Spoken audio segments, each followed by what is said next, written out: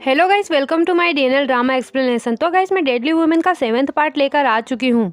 तो गाइस इस एपिसोड की स्टार्टिंग में दिखाते हैं कि जियांग वेंगहे को एक वीडियो भेजती है जो कि सनसेन और वेंगहे का ही वीडियो होता है।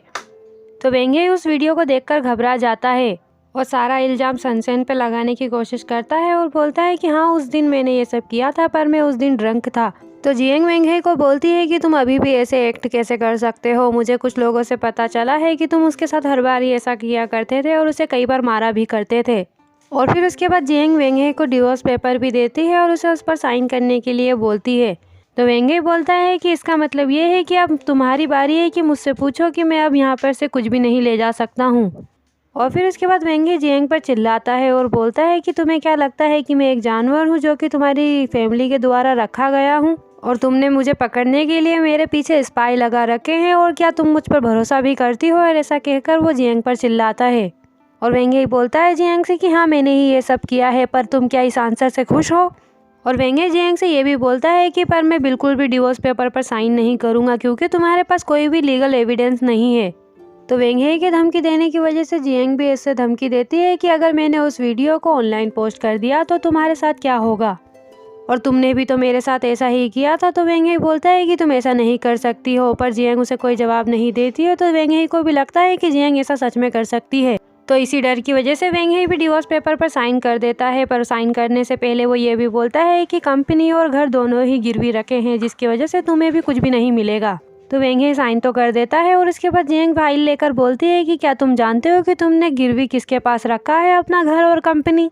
तो वहीं जियांग वेंगहे को बताती है कि जिसके पास उसने अपना घर और कंपनी गिरवी रखा था वो उसी की फ्रेंड का दोस्त था, और क्योंकि वो मेरी दोस्त से प्यार करता था इसी वजह से उसने मेरी हेल्प की।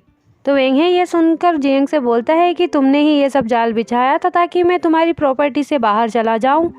तो जियांग भी वेंगहे की बात सुनकर बोलती है कि मैंने तो सिर्फ वही वापस लिया है जो कुछ भी मेरा था। तो वेंगहे भी जियांग की ये बात सुनकर बस उसे देखता ही रह जाता है। देन फिर उसके बाद जियांग भी वहाँ से चली जाती है और फिर उसके बाद सनसेन को दिखाते हैं तो वो वही सारी बातें याद कर रही होती है जो भी उसने वेंगहे के साथ की होती है और उसे किस तरह से उसने सेड्यूस किया होता है। उस सब बातों को याद करके वो हंस रही होती है।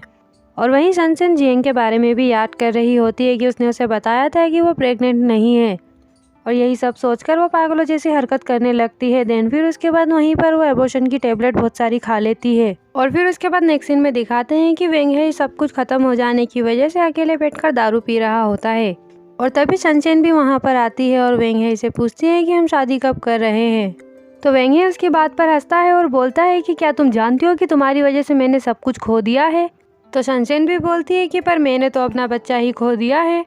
तो वेंगहे गुस्से से खड़ा होता है और सनसेन के पास आते हुए बोलता है कि तुमने क्या खो दिया है, और उसे जोर से पकड़कर दीवार में ठोक देता है और उसका गला दबाने लगता है और बोलता है कि तुम्हारी साइड ले लेकर मैं ही पूरी तरह से बीमार हो चुका हूँ और तुम मुझसे शादी की बात कर रही हो, पर मैं तुमसे शादी करने की बजाय किसी कुत्ते से शादी कर लूँगा, पर तुमसे नहीं।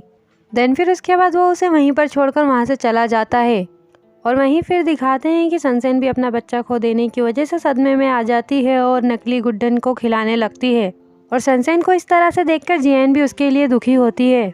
और फिर उसके बाद दिखाते हैं कि जियांग की फ्रेंड लीन उसे लेने के लिए आती है। तो जियांग घर छोड़कर जा रही होती है तो जियांग की दोस्त उससे पूछती है कि अब घर तो अब तुम्हारा है, पर तुम इसे छोड़कर क्यों जा रही हो। तो जियांग लीन से बोलती है कि इस घर के साथ मेरी बहुत ही सारी बुरी यादें हैं और इनका मैं सामना नहीं कर सकती हूँ। तो लीन जियांग से बोलती है कि वो दोनों धोखेबाज अभी भी यहीं पर रहेंगे। तो जियांग बोलती है कि वो सिर्फ कुछ ही टाइम इस घर में रहेंगी क्योंकि मैंने इस घर को बेच दिया है और कुछ समय उन्हें रहने ही दो। तो लीन जियांग को बोलती है कि तुम बहुत ही नरम दिल की हो, और फिर उसके बाद वो दोनों गाड़ी में बैठकर वहाँ से चली जाती हैं। देन फिर उसके बाद नेक्स्ट सीन में दिखाते हैं कि जियांग अकेले ही बैठी होती है और तभी लियू शिंग भी उसके पास आता है और पूछता है कि तुम क्या सोच रही हो। तो जियांग उससे बोलती है कि शुरू में कोई भी मैन हो या औरत हो, उसके रिलेशन में शुरू में तो सब कुछ अच्छा होता है, पर धीरे धीरे उस पर धूल ही जमती जाती है। तो लियू सिंह बोलता है कि मैं तुम्हें एक स्टोरी सुनाता हूँ जिसमें एक लड़के को बहुत सारे लड़के बार बार परेशान ही किया करते थे। तो उस समय एक लड़की ने आके ही उन दूसरे खराब लड़कों को डांट कर भगाया था, जिसकी वजह से अब वो उसे कभी भी परेशान नहीं करते हैं। तो लियू सिंह ही वो लड़का होता है जिससे दूसरे लड़के परेशान किया करते थे, और जियांग ही वो होती है जिसने उसे बचाया होता है। तो वो ही बोलती है कि तो तुम मेरी ही बात कर रहे हो। और यही सब बातें करते हुए लियू सिंह उसकी पुरानी बातें भी बताता है और उसे बोलता है कि मैं तुम्हें पसंद भी करने लगा था, पर मैं तुम्हें बोलने से डर रहा था। और मैं तुम्हें एक दिन इस बारे में बताना ही चाहता था। इसी वजह से मैंने बहुत ज़्यादा मेहनत करी और अच्छे से पढ़ाई भी करी ताकि एक दिन मैं तुम्हें प्रोटेक्ट कर सकूं। पर कुछ ही टाइम बाद तुम्हारा कॉल आया था जिसमें तुमने कहा था कि कल ही मैं शादी कर रही हूँ। उसके बाद मैं पूरी तरह से टूट गया था और फिर मैंने डैड से कहा कि मैं अब्रॉड जाके पढ़ाई करना चाहता हूँ। और जब मैंने तुम्हारे बारे में सुना कि तुम परेशानी में हो तो मेरे से एक पल के लिए भी रुका नहीं गया और मैं यहाँ पर आ गया। और मैं तुम्हें अपनी ज़िंदगी में बहुत ज़्यादा मिस किया करता था और मैं बस यही एक उम्मीद रखा करता था कि तुम मुझे एक बार तो चांस दोगी अपने साथ ज़िंदगी बिताने का। तो जियांग उससे पूछती है कि क्या मैं इसके लायक हूँ। तो लियू शिंग कहता है कि अगर तुमने अपनी लाइफ में एक सेकंड के लिए भी अगर मुझे पसंद किया है तो हाँ, तुम इसके लायक हो। तो जियांग लियू शिंग से माफ़ी मांगती है और बोलती है कि मेरे दिमाग में अभी उलझने हैं इसलिए मैं अभी कुछ कह नहीं सकती। तो लियू शिंग कहता है कि कोई बात नहीं, क्योंकि मैं जानता हूँ तुम्हें थोड़ा टाइम चाहिए, पर मैं तुम्हारा इंतज़ार करूँगा चाहे मुझे ज़िंदगी भर इंतज़ार करना पड़े। देन फिर उसके बाद नेक्स्ट सीन में दिखाते हैं कि वेंग हे की मॉम उसे बोलती है कि तुम जाकर जियांग से माफ़ी मांगो। तो वेंग हे उसकी मॉम को बताता है कि मॉम हमने डिवोर्स ले लिया है। तो उसकी मॉम पूछती है कि फिर प्रॉपर्टी का क्या हुआ। तो वेंग हे बोलता है कि उसी को सब कुछ मिला है, मुझे कुछ भी नहीं मिला है। तो वेंग हे की मॉम बोलती है कि तुम तो अपने पैसे को ट्रांसफ़र करवाने वाले थे। तो वेंग हे बोलता है कि ऐसा कुछ भी नहीं हो पाया है। तो उसकी मॉम इसी वजह से ये भी पूछती है कि अब हम कहाँ पर रहेंगे। तो वेंग हे उन्हें बताता है कि मैं आपको आपके घर वापस भेज दूँगा।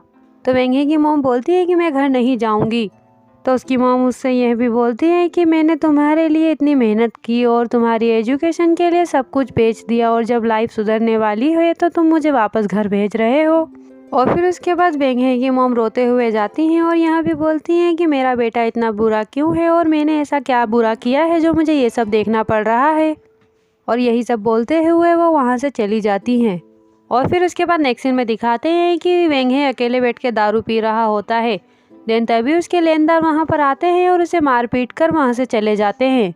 और फिर इसके बाद नेक्स्ट सीन में दिखाते हैं कि वेंग हे जियांग के दोस्त के पास जाता है उसकी हेल्प मांगने के लिए और उसे उसके काम की डिलीवरी डेट को भी आगे बढ़ाने के लिए बोलता है। और वेंग हे उसे यह भी बोलता है कि तुमने जियांग के साथ मिलकर मेरे साथ ये सब किया है, मैं इसके लिए तुम्हें पुलिस में भेज सकता हूँ। तो वो भी बोलता है कि तुमने तुम्हारे हाथों से ही कॉन्ट्रैक्ट साइन किया था और इसी वजह से मैं तुम पर भी इल्ज़ाम लगा सकता हूँ। तो वेंग हे उसे जियांग से ज़्यादा पैसे देकर अपनी तरफ करने के लिए बोलता है, पर फिर भी वो उसे मना कर देता है। तो वेंग हे फिर उसके बाद अपने घुटनों पर बैठकर उसे बोलता है कि मेरे पास तुम्हें देने के लिए कुछ भी पैसे नहीं हैं। तो जियांग का दोस्त वेंग हे से बोलता है कि मैंने तो तुमसे पहले ही कहा था, तुम्हें चाहे तुम्हारी किडनी बेचनी पड़े या फिर तुम्हारा खून बेचना पड़े, पर तुम्हें मेरे पैसे तो पे करने ही पड़ेंगे। और यहाँ भी बोलता है कि अगर तुम कर्जा चुकाने से मुकरने वाले हो तो मुझे इसके लिए तुम्हें ठीक करना भी आता है। और तभी जियांग की एक और दोस्त लीन भी वहाँ पर आ जाती है और आकर बोलती है कि तुम यहाँ पर घुटनों पर क्यों बैठे हो। और वहीं गुयान से पूछती है कि तुम क्या इसे परेशान कर रहे हो। और ये भी बोलती है कि तुम्हें कुत्ते को ठीक करने के लिए उसे मार पीट कर ही ठीक करना चाहिए। और ये सारी बातें बोलकर वो दोनों वेंग हे को ऐसे ही इंसल्ट कर रहे थे। और फिर इसके बाद दिखाते हैं कि वेंग हे जियांग और उसकी वेडिंग की वीडियोस देखकर परेशान होता है और सैड भी होता है। एंड गाइस, ये एपिसोड यहीं पर ख़त्म होता है एंड आई होप कि आपको यहाँ वीडियो अच्छा लगा हो। तो इसके नेक्स्ट पार्ट के लिए वीडियो को लाइक और चैनल को सब्सक्राइब जरूर करें ताकि आप मेरे आने वाले वीडियो सबसे पहले और आसानी से देख सकें।